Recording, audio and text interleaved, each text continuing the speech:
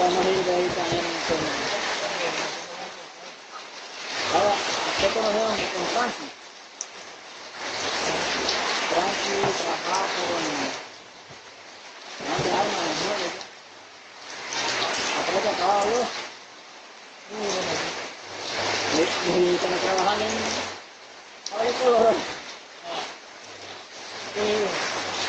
se ajustó un día que vino a trabajar en las colinas. Y después tomamos el cambio. Levantamos el día. A trabajar en la comida como 5 meses.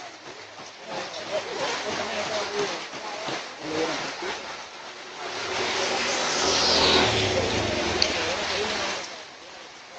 No, y cuando él trabaja en Pablo Colón, anda por ahí por abajo. Y ella también fue. Como yo trabajo en Pablo Colón, tenemos que llevar así a la calle de Juan. Entonces, él también.